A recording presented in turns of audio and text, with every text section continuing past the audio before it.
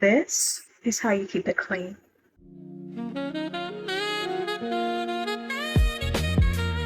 Hey beauties, welcome back again. Today we are doing the clean girl aesthetics makeup. Now starting off with the brows, I used the Makeup Revolution brow pencil, the micro brow pencil in medium brown. I personally do not like my brows being too dark, and that's why I use a medium brown pencil. Also, if you are doing makeup on a very dark skinned person, then you can opt to go for a dark brown or a black pencil. However, if the person is a bit lighter, use a lighter shade that will match her skin or their skin. Anyway, back to the makeup.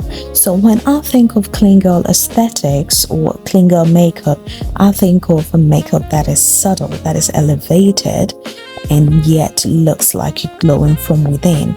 There is not too much going on, but even if they've got a lot going on, it still looks very skin-like, very natural or elevated instead of cakey.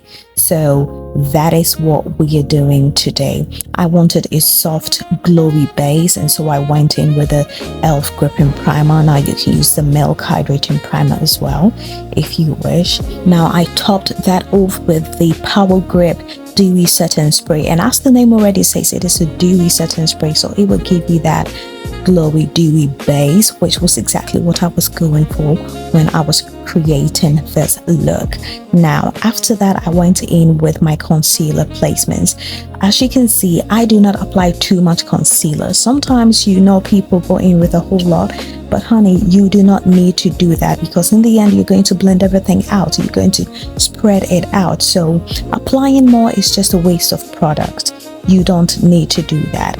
Anyway, I place it in my inner corners, my jaw, and the outer part of my eyes. After which I went in with my blush. Now I used a deeper shade and a lighter shade of blush, and then went over with my contour. As you can see, I placed it on the top corners of my forehead, my jawline, my cheeks, my chin, the bridges of my nose, and the outer part of my eyes. Now the placement on the outer part of my eyes was to create an illusion.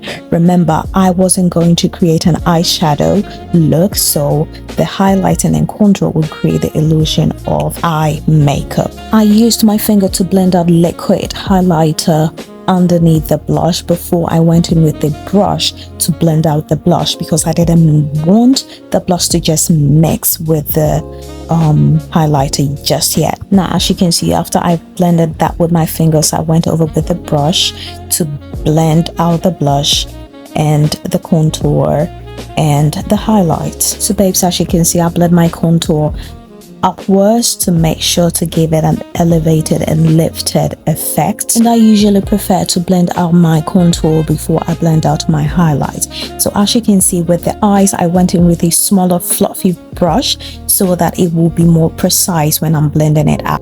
And as you can see, I blended it out in the same way that I would if I had applied an eyeshadow, just to create the effect and the illusion of an eyeshadow. Now with the contour on the bridges of my nose, I wanted that same effect, not only to narrow my nose, but also to give the effect of eyeshadow. That's why I blended it into my brows. I then went in with a smaller angled dense brush to blend out my concealer under my eyes, and I like to squint my eyes just a little bit when I'm blending the concealer under my eyes, so it actually gets into the places that it needs to be.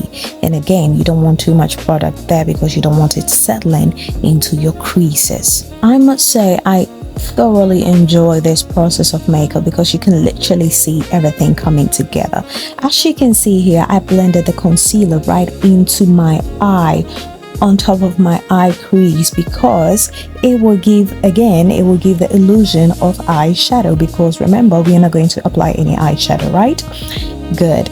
Now I went in with a lighter concealer, tiny bit on the bridge of my nose, on my chin, and under my eyes. Again, this one too, you do not need a whole bunch of concealer, just a tiny bit goes a long way. Now with that same dense angled brush, I blended out the one on the bridge of my nose, on my chin, and under my eyes. and I made sure to kind of keep it concentrated in the inner part of my eyes and not drag it too far out. And again, I blended it onto my eyelid in beneath the shape of my nose contour. And as you can see already, you can see the shape on the eyes and on the side of it. Afterwards, I went in with my foundation, applied it to every other place that did not have any product yet, and that included my neck area. Now make sure to blend it to your neck because it is part of your body. Now, after applying the foundation, I went back in with that dewy setting spray, the dewy grip setting spray from e.l.f. It is a very fine mist, and as you can see, it instantly hydrates the makeup and everything again to make the blending much more easier. Now remember, we don't directly go in with a brush blending everything on every product.